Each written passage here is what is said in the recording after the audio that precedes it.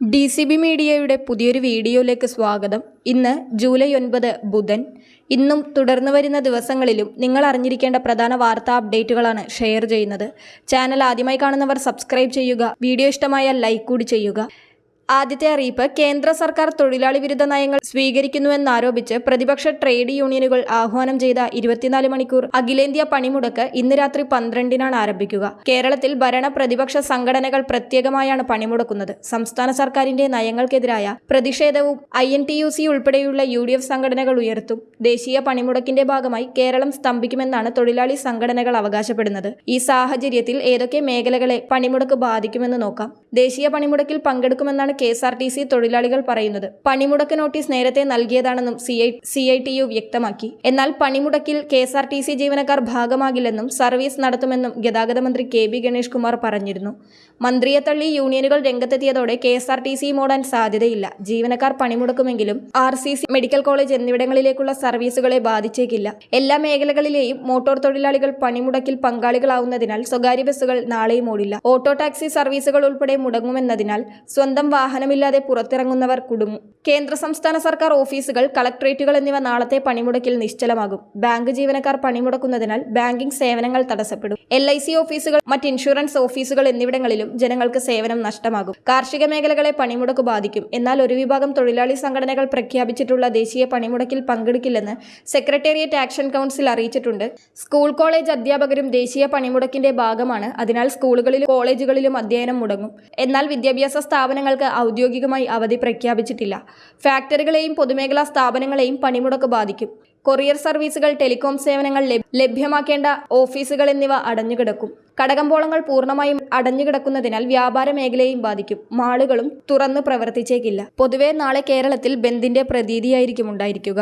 അടുത്തറിയിപ്പ്, ഉപയോഗശൂന്യമായ tube light, picture tube, mobile phone, computer ഉൾപ്പെടെയുള്ള electronic മാലിന്യങ്ങൾ വീടുകളിൽ നിന്ന് ഹരിതകർമ്മസേന വില നൽകി ശേഖരിക്കും. ഈ മാസം 15 മുതൽ നഗരസഭകളിലും കോർപ്പറേഷനുകളിലും ഇതിനായി നടപടികൾ ആരംഭിക്കാൻ തദ്ദേശ വകുപ്പ് നിർദ്ദേശിച്ചിരിക്കുകയാണ്. ഹരിതകർമ്മസേന മുഖേന വർഷത്തിൽ 2 തവണ വീടുകളിൽ നിന്ന് ഈ മാലിന്യം ശേഖരിക്കാനാണ് നിലവിൽ ക്രമീകരണം. എന്നാൽ ജനങ്ങൾ അനധികൃതമായി ശേഖരിക്കുന്നവർക്ക് ഈ മാലിന്യം കൈമാറുകയും അവർ മൂല്യമുള്ളതെടുത്ത ശേഷം ആപൽക്കരമായ മാലിന്യങ്ങൾ ജലസ്രോതസ്സുകളിലും പൊതുസ്ഥലങ്ങളിലും വലിച്ചെറിയുകയും ചെയ്യുന്ന പ്രവണതയുണ്ടെന്നാണ് തദ്ദേശ വകുപ്പിന്റെ നിലപാട്. ഇത് തടയാനാണ് ഈ നീക്കം. അടുത്തറിയിപ്പ്, അനധികൃതമായ വായ്പകൾ തടയാൻ നിയമം വരുന്നു. തട്ടിപ്പ് വായ്പകൾ തടയാനുള്ള ബിൽ ഈ മാസം 21-ന് തുടങ്ങുന്ന പാർലമെന്റ് സമ്മേളനത്തിൽ ധനമന്ത്രി നിർമ്മല സീതാരാമൻ അവതരിപ്പിച്ചേക്കും. നേരിട്ടോ ഓൺലൈനായോ ഇത്തരം വായ്പകൾ നൽകുന്നവർക്ക് 7 വർഷം വരെ തടവും 1 കോടി രൂപ പിഴയും നൽകാൻ വ്യവസ്ഥയുണ്ടായിരിക്കും. വായ്പ തിരിച്ചടവിന്റെ പേരിൽ വ്യക്തികളെ ദ്രോഹിച്ചാൽ 10 വർഷം വരെ തടവും പിഴയും ലഭിക്കും. വായ്പയെടുത്തയാൾ, വായ്പ നൽകിയയാൾ എന്നിവർ വിവിധ സംസ്ഥാനങ്ങളിലാണെങ്കിൽ CBIക്ക് കേസ് കൈമാറാനും ബില്ലിൽ വ്യവസ്ഥയുണ്ടാകുമെന്നാണ് സൂചന.